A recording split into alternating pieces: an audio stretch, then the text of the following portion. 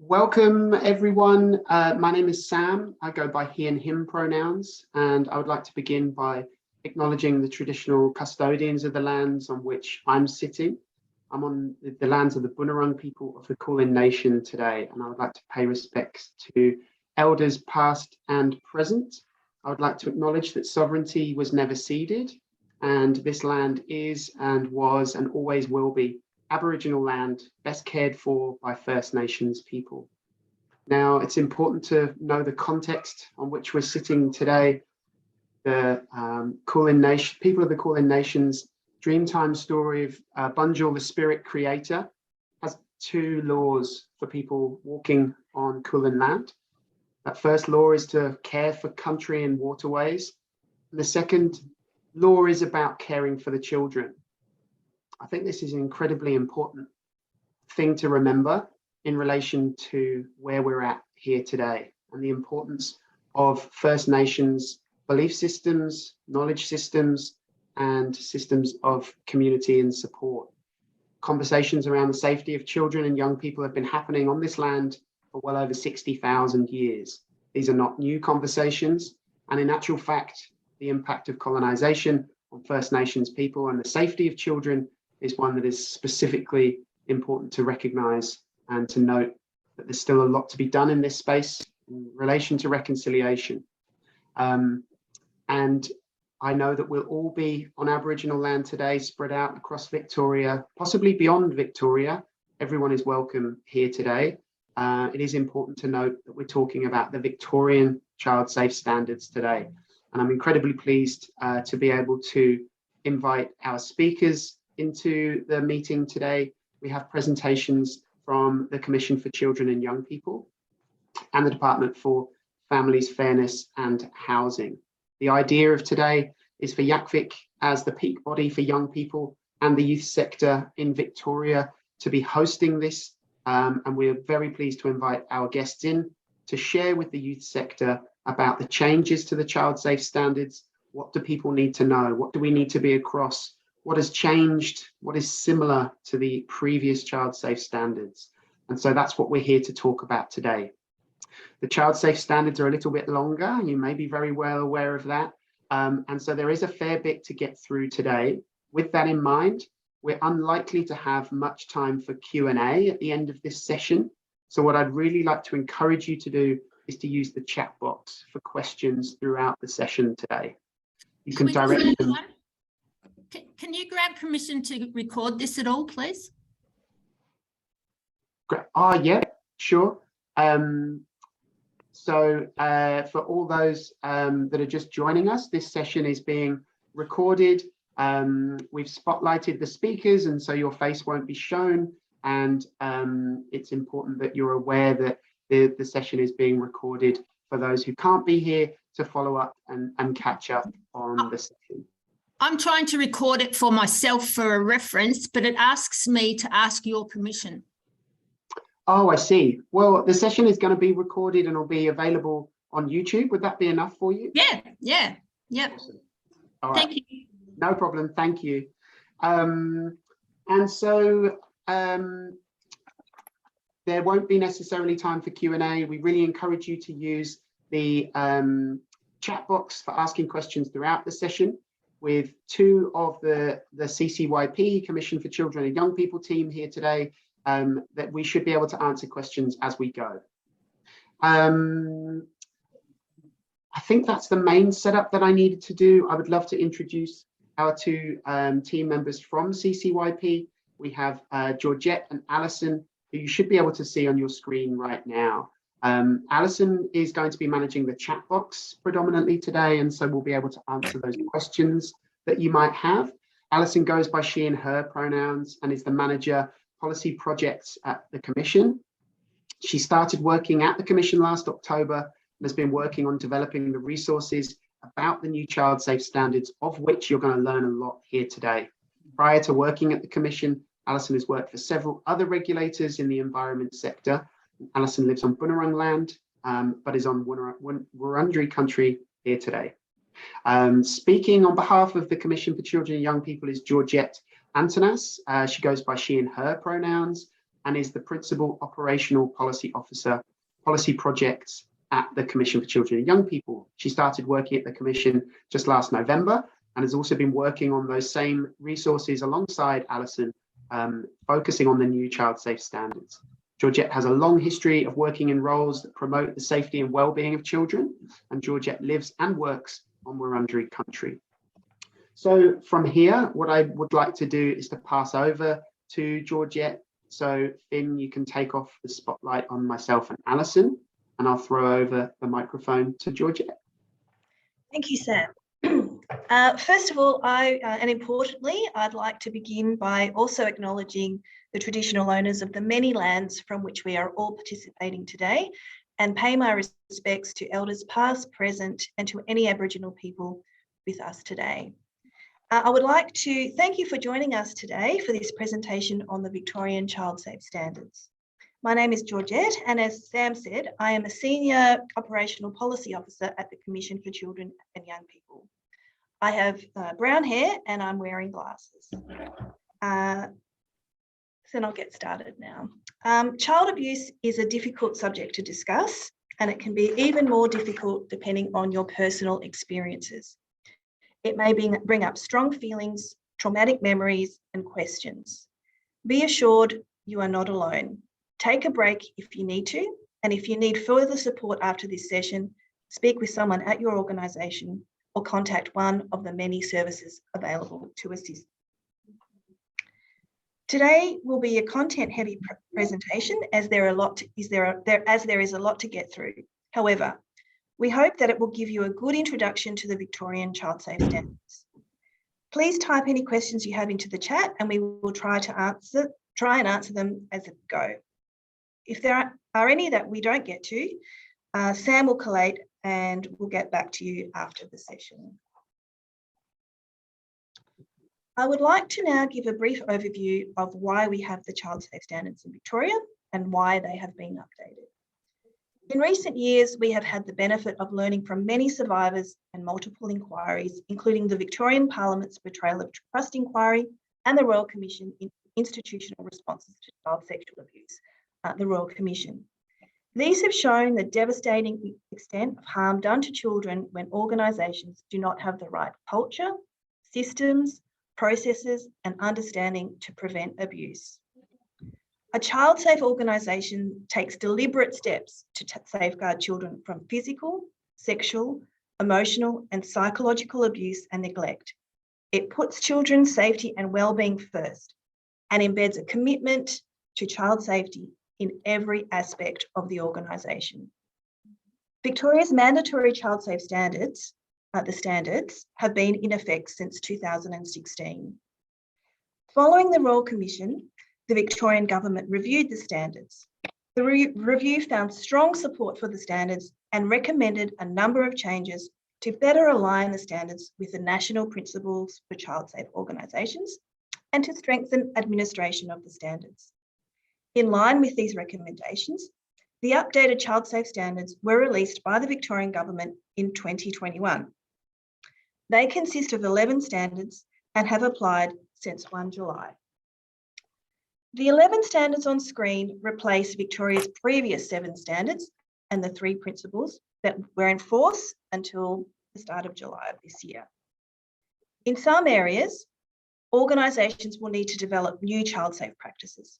But as you can see, many aspects of the current standards will be familiar, and your organisation's compliance with the previous standards will provide a strong foundation for the next steps.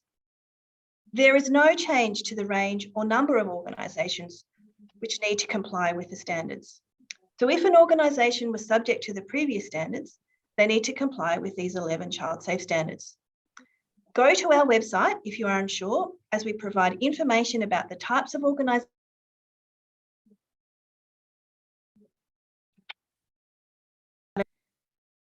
most youth sector services will need to comply with the standards. Take note of what I go through today. Look at our guidance and take the time to reflect on what you will need to do to implement the standards. You can start to compile an action list of what the gaps are and what needs to be done. The The current standards create greater consistency with other states and territories and the national principles for child-safe organisations. They also include more specific guidance to help organisations to be clear on what they need to implement and what outcomes need to be met in order to comply with the standards. There are several key differences between the previous and current standards. Victoria now has a dedicated standard focusing on cultural safety for Aboriginal children and young people. There are also several new requirements brought in by standards 4, 9, 10 and 11. Organisations must involve families and communities in their efforts to keep children and young people safe, manage the risks of child abuse in online environments, and regularly review their implementation of the child safe standards. Organisations also have additional requirements to document their approach to child safety in relevant policies and procedures. In 2021, the Commission published a What's Changing information sheet that provides a comparison between the previous and current standards. The Commission has a recording of the November 2021 Community of Practice webinar that focuses on the differences between the previous and current standards. Both of the resources are available on our website. I will now go through a brief overview of the main themes of each of the 11 standards. This will give you an idea of what you will need to do to implement them. So firstly, Child Safe Standard 1.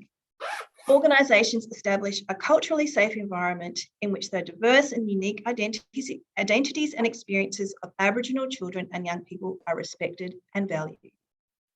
A culturally safe organisation ensures that all staff and volunteers are equipped to understand the importance of Aboriginal culture, and any instances of racism are identified and addressed with appropriate consequences. Organisations must meet this requirement regardless of whether or not they know that there are Aboriginal children and young people currently using their services or facilities. Child Safe Standard 2. Child safety and wellbeing is embedded in organisational leadership, governance and culture. Organisations should have a child safe culture championed by its leaders, a public commitment to child safety, a code of conduct and risk management strategies to prevent and respond to abuse. Staff and volunteers should understand their obligations on information sharing and record keeping. Child Safe Standard 3. Children and young people are empowered about their rights, participate in decisions affecting them, and are taken seriously. A key component is a requirement to empower children and young people and promote their participation in decisions that affect them. Organisations must inform children and young people of their rights, encourage peer support to help children and young people feel safe and connected, and equip staff and volunteers to identify the signs of harm. Organisations must have strategies in place to facilitate participation and be responsive to the input of children and young people. Child Safe Standard 4. Families and communities are informed and involved in promoting child safety and wellbeing. There are specific obligations on organisations to seek input from families and communities in decisions impacting their children and young people, and when developing or reviewing the organisation's child safe policies and practices. Organisations are required to communicate effectively with families and community about their operations and governance, including through accessible information. Child Safe Standard 5. Equity is upheld and diverse needs respected in policy and practice. The standards have always required organisations to recognise and respond to diversity and understand that some children are more vulnerable to abuse than others. These obligations continue, but Child Safe Standard 5 makes some additional obligations explicit, requiring organisations to understand children and young people's diverse backgrounds, circumstances and needs, make any necessary adjustments and provide equal protection to all children and young people. Consider the needs of children and young people who are unable to live at home, as well as lesbian, gay, bisexual, transgender, and intersex children and young people. Given the current standards focus on understanding children's diverse circumstances, organisations will also need to give attention to the needs of non-binary and gender diverse children and young people. Child Safe Standard 6. People working with children and young people are suitable and supported to reflect child safety and wellbeing values in practice. Under Child Safe Standard 6, organisations will have new obligations to inform staff and volunteers about the organisation's record-keeping processes in relation to child safety and wellbeing, information sharing and reporting obligations. This is in addition to all the usual obligations, such as having child safety policies and procedures, recruitment and selection processes, screening, supervision, training, development and performance monitoring of staff and volunteers, and making them aware of the organisation's reporting procedures for child safety issues. Child Safe Standard 7, processes for complaints and concerns are child focused. Child Safe Standard 7 emphasises the importance of complaint processes being child focused and understood by children and young people and their families, in addition to staff and volunteers. It also makes explicit the obligations for organisations to take complaints seriously and respond to them promptly and thoroughly, cooperate with law enforcement, and meet reporting, privacy and employment law obligations. In this way, it builds on the previous standards and requires organisations to have effective processes that support children and young people to raise complaints and ensure that the organisation can appropriately respond to and report suspected child abuse. Child Safe Standard 8, staff and volunteers are equipped with the knowledge, skills and awareness to keep children and young people safe through ongoing education and training. The previous Child Safe Standards already required organisations to provide information and training to staff and volunteers so that they can create child safe environments and respond to allegations of abuse. The current Standard 8 spells out obligations for organisations to train and support staff and volunteers and provide ongoing education and training to implement the organisation's child safety and wellbeing policy, to recognise indicators of harm, including harm caused by other children and young people, and to respond effectively to child safety issues and concerns and support colleagues who disclose harm. Child Safe Standard 9, physical and online environments promote safety and wellbeing while minimising the opportunity for children and young people to be harmed. Child Safe Standard 9 contains specific obligations for organisations. They must identify and mitigate risks in these environments without compromising a child or young person's right to privacy, access to information, social connections, and learning opportunities. Must consider online environments in addition to physical environments, must promote child safety and wellbeing, as well as minimising the opportunity for children and young people to be harmed. And they must have procurement policies that ensure the safety of children and young people if the organisation contracts facilities and services from third parties.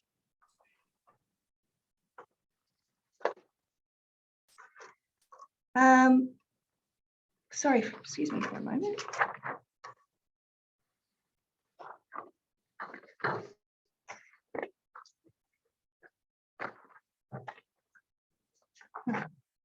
Sorry, my notes are just... Alison, could you jump in for a minute? I will do Sorry. chapters, standards 10 and 11. All right. So Child Safe Standard 10 contains obligations for organisations to analyse complaints, concerns and safety incidents, to identify causes and systemic failures to inform continuous improvement. It also requires us to report on the findings of relevant reviews of child safe practices to staff and volunteers, community and families, and children and young people.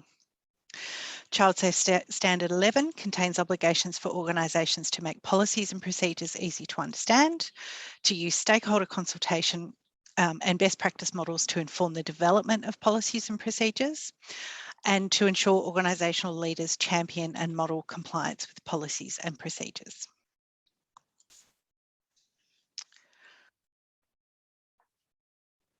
So summing up, on their own, each Child Safe Standard might address a specific issue relating to child safety within an organisation, like, for example, human resources practices or risk management. But to truly create a child safe organisation, it's important to take a holistic approach where all of the standards work together. This has been a very brief overview of each of the standards, but hopefully it gives you an understanding of the scope and some of the changes from the previous standards.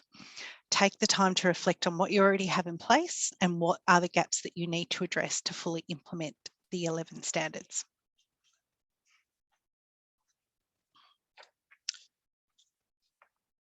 So, Georgette, back to you, or will I keep going? Can you just keep going for a moment, Alison? No worries. All right, so we'll run through a little bit of the structure of the standards. So we've got up as an example standard 4, which Georgette covered before. You'll see that each of the standards is expressed as a statement of an expected outcome that organisations must achieve. In this case, standard 4 is families and communities are informed and involved in promoting child safety and wellbeing. Secondly, each standard has minimum requirements that organisations must meet in order to comply with that standard. This aspect of the new standards provides greater guidance for organisations on what they need to do to achieve the relevant outcome, while still allowing organisations to apply the standards in a flexible way. Each standard has between 3 and 6 minimum requirements that organisations are legally required to comply with. As you can see on screen, standard 4 has 4 minimum requirements which must be implemented to achieve the outcome of the standard. All of the minimum requirements for each standard must be met. You can't pick and choose which ones to do. Rather, every minimum requirement is something organisations must implement.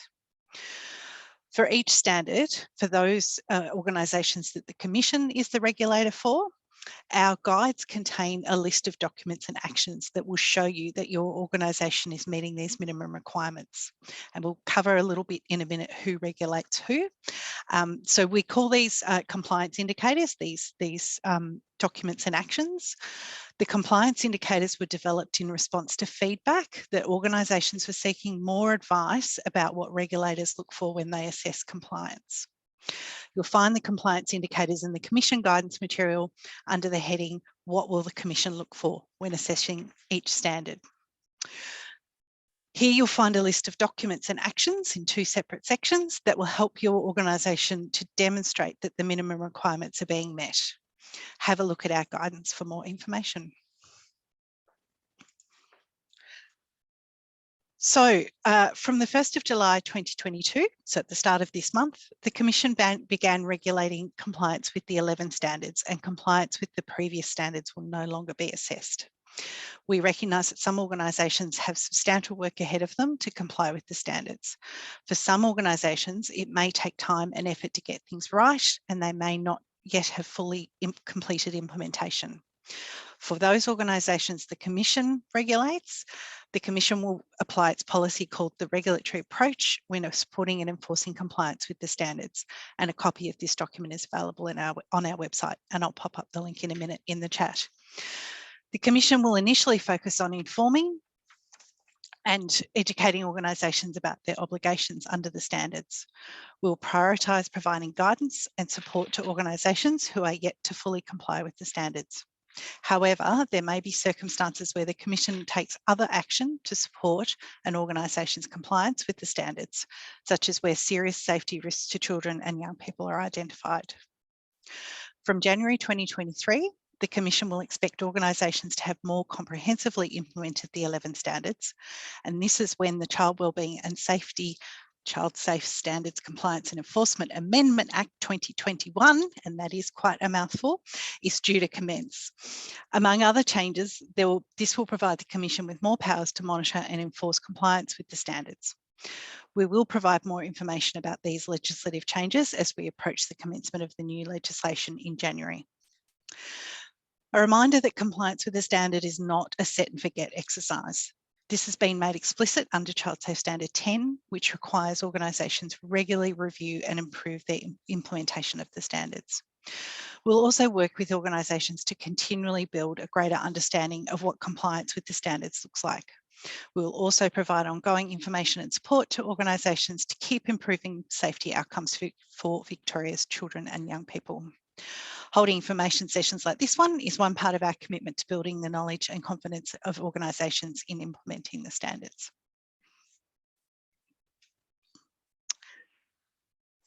Many of you will be familiar with the Commission's webpage. Following the commencement of the new Child Safe Standards on the 1st of July 2022, the web page has been updated, so it looks a little bit different. You'll see there's a dedicated tab for the standards with links to information and the suite of guidance materials that the Commission has developed to assist organisations to implement the standards.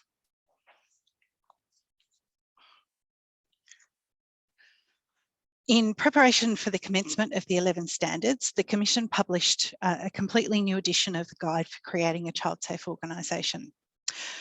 We recognise that this is quite a large document, so we've also published a short guide to the Child Safe Standards. The short guide provides an overview of each standard and is a good starting point if you're new to the standards. It includes each of the standards, the minimum requirements, and the compliance indicators. It has high-level guidance and it's useful to get your compliance action list started. The Guide for Creating a Child Safe Organisation provides detailed advice and information about how to achieve each standard and the minimum requirements. There are explanations of how implementing each standard contributes to preventing child abuse and harm and promotes child safety and wellbeing. Advice is provided on how to implement each standard, as well as tips, tools, suggestions, case studies, and plenty of links to other helpful resources and organisations. We suggest that you delve into it standard by standard and when you have questions about how you can implement the standards. For example, if you have a question about how you can involve families as required by Standard 4, the guide provides information and suggestions. The Commission also has produced some tools and templates that you might like to adapt for use in your organisation. These will of course need to be tailored to address the characteristics and specific risks of child abuse and harm in your organisation.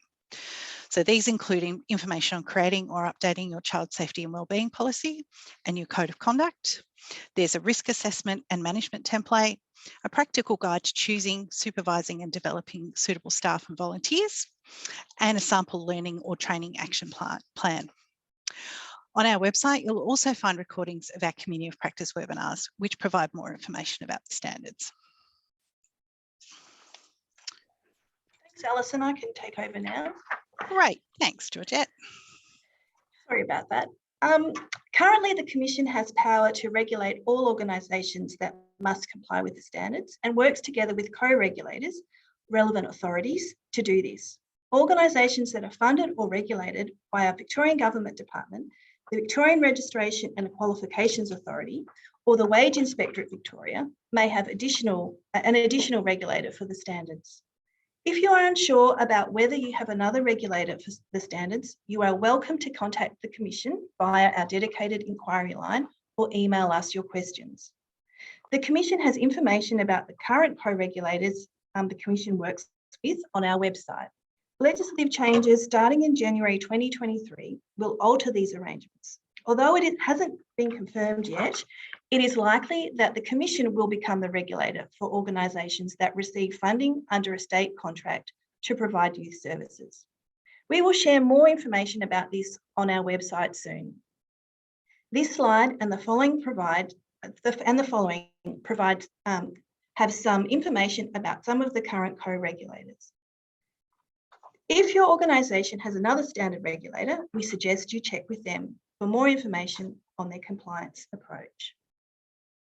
A regulator for many of you in the room will be the Department of Families, Fairness and Housing, in addition to the Commission. We have Elaine Inez from the department here to talk further about the department's regulatory arrangements and some of the resources they have available for organisations. So I'd now like to hand over to Elaine. Elaine is the Senior Project Officer, Department of Families, Fairness and Housing, Human Service Regulator, Child Safeguarding Team. Her team's role is to provide education, support and guidance to organisations to comply with the Child Safe Standards. Her professional background is in early childhood as a practitioner, trainer and in regulatory and compliance roles. Thanks, Elaine.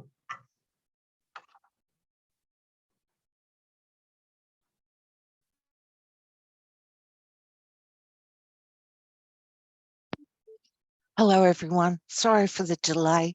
Took me a minute to work out how to unmute. I'd just also like to acknowledge the traditional owners and custodians of the various lands on which we meet today. Pay my respects to elders past and present and recognise the diversity of Aboriginal and Torres Strait Islander peoples who contribute to our community.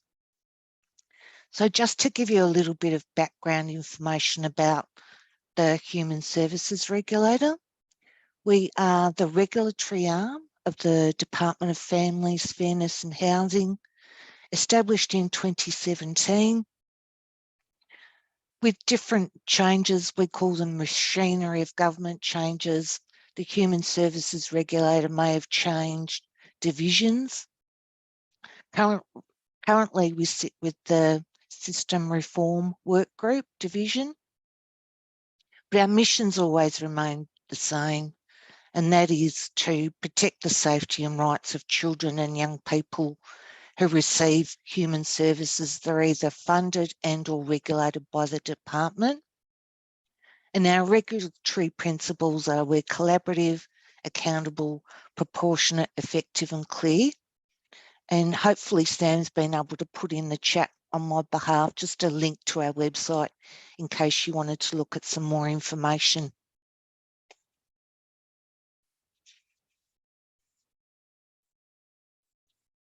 So who we are, our director is Anthony Colmus. We've got 4 teams, the child safeguarding team, which I'm a part of, and part of that team's work is to support compliance with the child safe standards. We also have a care investigation team, and their role is to follow up and manage any allegations of physical or sexual abuse. And we also manage the Victorian Care Register, which is a database for individuals who work in out-of-home care settings. So could be residential care or in foster care settings. The Standards and Regulation team at the moment promote compliance with the human services standards. They also register community services. Our regulatory compliance and enforcement team focuses on supported residential services, which are privately operated services where people with a range of individual backgrounds, so they could be aged care, they could have mental health issues, homelessness issues, live. And strategy and analytics, who are our team that look at where can we pull data from, what's the best data to make sure that we're achieving our mission, which is to, promote people who are using the service to make sure that their rights are protected.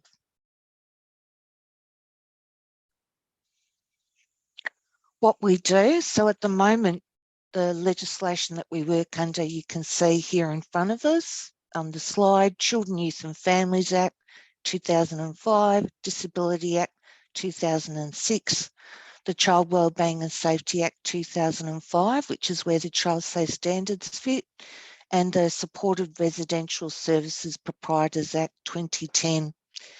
Many of you may be aware there is legislation to come up with a new social services regulatory scheme. And at the moment, there's legislation in Parliament that's looking at delaying that implementation. It was due to happen in 2023, but they're looking at waiting until 2024 so that everyone's ready and prepared. And we'll inform you as soon as that's gone through so that you're clear about it now.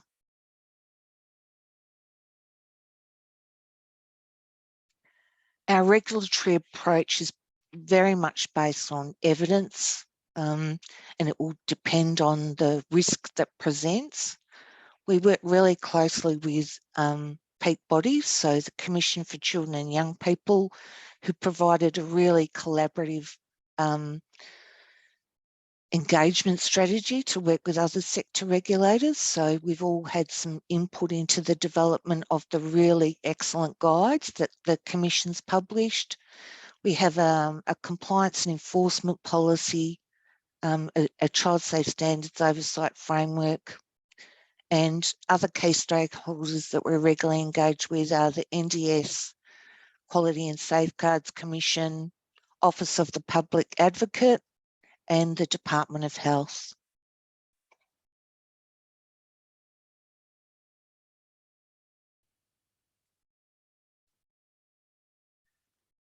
So you'll see we've got a similar triangle down the bottom to what the Commission presented.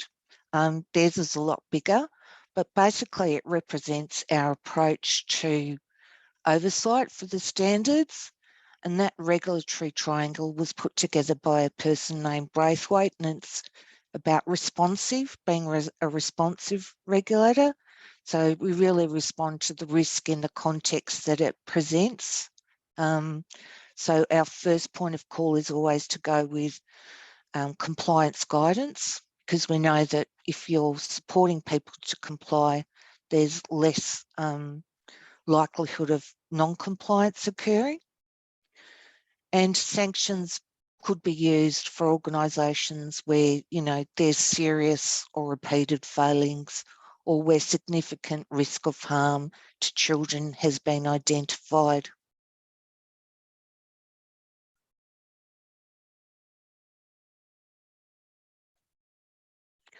I've got there some resources, and I think that Sam was going to put in the chat so that you could link directly to them.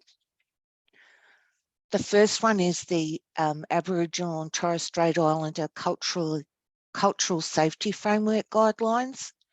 We had a presentation recently from one of our Aboriginal colleagues, an internal presentation, who referenced this framework, which I think has been around for a couple of years now, is a really good opportunity to do some self-reflection and self-assessment.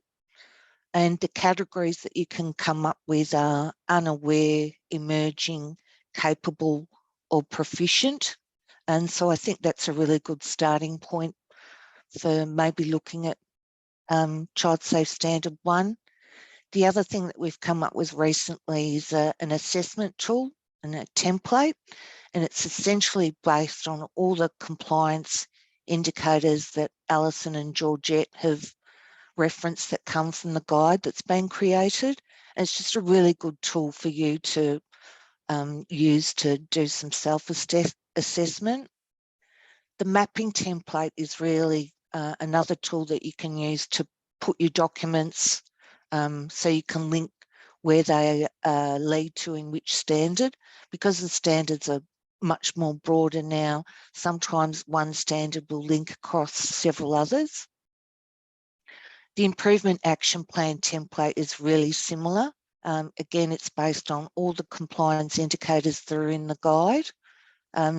So it's useful, we hope, for you as a tool to plan where you go to from here.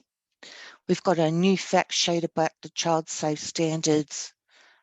We've also put in an easy read text only Word document and a PDF document, which we hope will help to inform a wider range of our target audience. And if you've got any questions, please pop them in the chat. Thank you. And I'll hand back now to Georgette. Thanks, Georgette. Thank you. Thanks, Elaine. Look, we're almost at the end of the session, so of the content part of the presentation. So if you have any questions about the standards, don't forget to post them now using the chat function. So as we finish up, just a reminder that the Child Safe Standards have been law for a few years now, so you should already have some policies and practices in place. If you don't, this is something you need to discuss as an organisation so you can get the process started. To start working through the 11 standards, if you haven't already, we recommend you check who your regulator is and if they've issued any specific guidance. Then read through the 11 standards and minimum requirements. The short guide to the Child Safe Standards has these and is a good place to get an overview of everything. Then when you want to check what child safe policies and practice your organisation already has in place, then you want to check what child safe policies and practices your organisation already has in place. You may want to form a working group to help you work through the minimum requirements for each standard to identify what needs to be updated or created. Creating an action plan to achieve compliance is your next step. And this is where you may need to bring in a wider group to help you implement all 11 standards. So thank you for your participation today. These are the contact details for the Commission if you would like to find out more information. And I encourage you to sign up to receive Commission updates. And then on the last slide, we've got DFFH. These are the contact details for DFFH if you would like further information. So that ends the substantive part of our presentation today. Were you about to add something then, Georgette? No, it's fine. No, perfect. Well, thank you very much to Georgette, to Alison, and to Elaine for what was an incredibly informative presentation. With a little bit more time than we thought we might have, it'd be great to open up the floor for questions. You're welcome to send those through the chat box and I can pose them to the team. Or if you'd like to put your hand up using the raise hand function through your reactions button at the bottom of your screen, then I can throw to you and you can turn your mic on and ask the question directly. I can see there's a couple of things coming through the chat now, so might just reference those. Do we send the presentation out? Yes, we will. After today, this session will be captioned in order to upload it onto YouTube. Once that has been done, we'll send out the link to that as well as the slides to everyone who's registered. So if you've missed part of today or you've been having to multitask or been pulled away on other responsibilities, you'll be able to catch up on those bits that you've missed. And the PowerPoint will be available for those who want to engage with that as well. We've still got people joining the meeting now as well, just letting those in. And I've put in the chat box there a link to a feedback form for anybody who is having to jump off now. Please do let us know what you thought of the webinar today. And if there are things particularly that you think we could do differently or do better, or if there are specific things you'd like us to follow up on in terms of content for the future.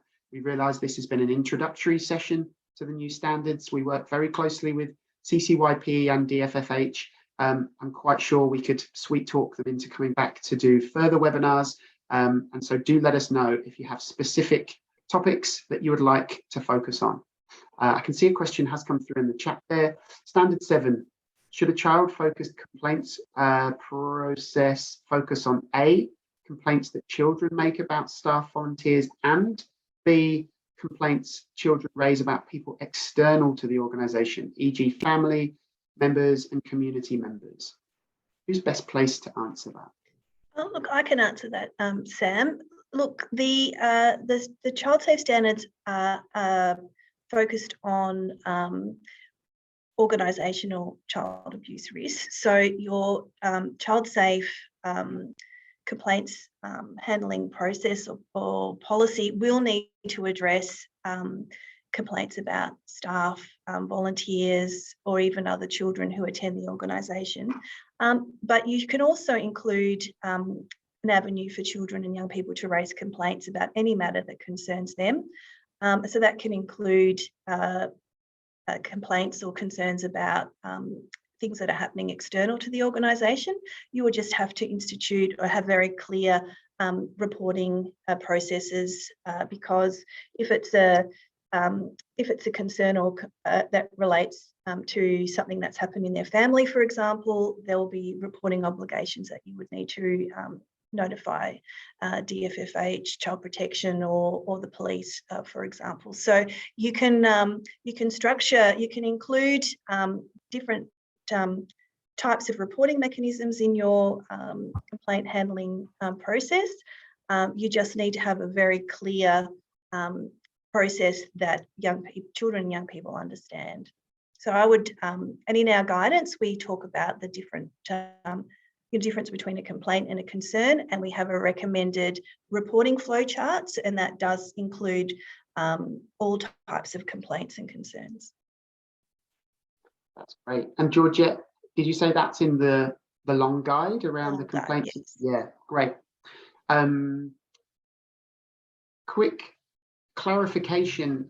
Charlotte, you've put in the chat box there, is there any specific assessment tool for local government? I'm wondering if you mean assessment tool in relation to whether your organisation is compliant, or an assessment tool in relation to child safety risk. Would you like to turn your mic on and just let me know what you're thinking about there? Yeah, so I've been watching the CCYP website. There is an assessment tool, a self-assessment tool that's coming out, but it keeps saying coming soon. Just really to look at the compliance against each of the child safe standards is really what I'm looking for. Hopefully something that's quite specific to council. I'm not hopeful that that's going to be developed, but because I think it's just more generally across every organisation that's required to comply with the child safe standards or chooses to. Council's quite a different beast, because obviously as an organisation we're required to comply, even for those services that don't directly deliver service to children, like roads and, you know, infrastructure and facilities maintenance and all those kinds of things as well. So I'm just really interested in, particularly around the engagement process with children, for roads, facilities maintenance, that kind of thing. I mean, these are obviously services that we provide the community. And so under the child safe, yeah. Anyway, I'm rabbiting on a bit. We've got some challenges ahead. I was going to say, I was going to jump in, Georgette. Sorry, because I've half typed a response in the chat to Charlotte. Charlotte, we are working, or the Municipal Association Victoria is actually developing a specific guide for local government to deal with the child safe standards. That should be out any day now. We will be doing a particular information session for local governments. I believe it's on the 31st of August. So that's coming up as well for local government, or councils as they're often known.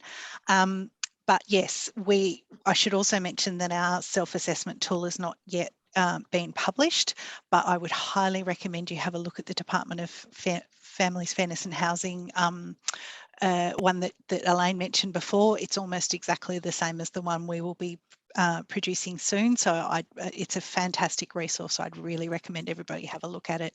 And it's a great way to work through you know, looking at all the different compliance indicators for the standard and seeing where your organisation is at.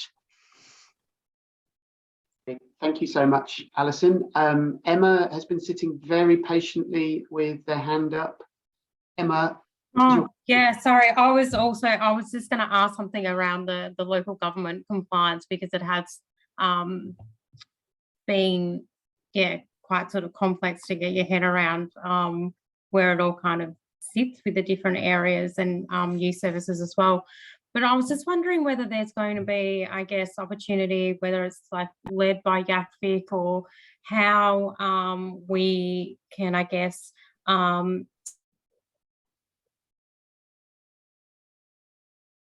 we've lost her, I think, Emma. I think she might have frozen. Look, just in terms of her comment, and this is relevant, I think, to other organisations. Sorry, Emma, would you like to continue? You're unfrozen now. Sorry, am I back? Yes. Yeah. Okay. Yeah. So I was just thinking, like, you know, for you specific areas, that, like, you know, whether there is that group that can come together to say, for this standard, this is what our policy looks like, but this is also then what it looks like, you know, what sits behind that as well, you know. So this is how we let young people know about how they can, if they felt unsafe, how they can report that, and whether that's, you know, posters or brochures or different things on websites. So I think, you know, talk about like, this is what we need to have, this is a policy that sits behind it, but how do we, and, you know, actually do that engages and promotes that to young people and children, and whether it's a community of practice or whether there's a a website that we can kind of share information on, and that sort of shared learning across the sector. I mean, look, that would be great if you set up a working group or a community of practice. I will draw our long guide has some really useful information there about how you can engage children and young people in participating in decision making, but also suggestions of how you can involve them when you're developing your policies and processes. And I'd also like to draw attention to a resource that was released a few years ago now, which is our youth participation and children and youth participation and engagement guide, which is available on our website. And that goes into a lot of detail about ways that you can engage with children, young people of different ages, and has some really practical examples of ways that you can engage them according to their age. So I really recommend that resource. It's really very helpful. And in our long guide, we refer back to that resource quite a lot. And I think just in terms of your comment around organisations that have different types of activities or and some that may be more involved with children compared to others, I think you really need to take a whole of organisation approach and not think of the organisation in terms of each specific area, but what does child safety mean across your whole organisation, and how do all the different areas interact with each other? What are the risks that are specific to the different areas? And your policies and procedures need to take into account all of the different types of activities that your organisation is involved in. Yeah. Sorry, I just have one more question. So I'm not sure if it's in particular. So around child safe advisors within organisations, and is that a specific requirement? In our guidance, we recommend that organisations have a child safety officer as a role, but it's not. It's really up to you, your organisation, how you implement, and what the role, what you call the role. But it's really important that you have a position that is able to take complaints and concerns and knows what to do about that. And also, we also think it's good practice to have someone responsible within the organisation. It could be one person or it could be a group who are really driving, implementing the changes that your organisation will probably need to implement to achieve compliance with the standards. So you don't have to have a role that's called child safety officer, or child safe champion. That's another title that you could have, but it's good practice to have an identified role that can coordinate complaints and about reporting. And also, I think that's where the concern for me is, like, where then those child safe officers or child safe advisors within the organisation, but that they're not sort of sitting within a HR kind of role or leadership role. And so then that misinterpretation that these people, just around, there's concerns around child safety from external to the organisation, and that they're a first point of contact to get some advice about, is this a report to child protection, and how do I kind of, document that in an incident report, or to work through that. However, with these standards, if it's about, complaints that might come in around staff conduct, and then they're getting referred to a child safe officer or child safe advisor about, work colleagues' misconduct around children and young people. And I don't think that that's been sort of, clear enough in terms of, the child safe standards are about protecting children and young people around, from abuse within the organisation. And that if somebody's sitting in that particular role, needs to be somebody that, at a particular sort of area, that everybody isn't kind of going to that person to say, oh, we just had such and such make a complaint that they were touched inappropriately, for example, by a particular staff member. So I was just interested in how it kind of all fits. I mean, you make a good observation. The person or the people who are taking on that role will need to be really clear about the different types of reporting and what different responses they need to take. And really, it's up to your organisation where they're situated in terms of your organisational structure. I will refer back to our long guide. You probably all have seen it. It's very long. It's long for a reason. It's long because we've really put a lot of thought into what's in there, and we've really tried to be as helpful as we can. So we do talk about the child safety officer role. We talk about how to process and deal with complaints, the differences between the different types of reporting that you may become aware of as an organisation. So I really recommend that once you're really starting to think about the details and how this is actually going to work in your organisation, how you're going to implement each of the minimum requirements in your organisation, that you do take a look at our long guide.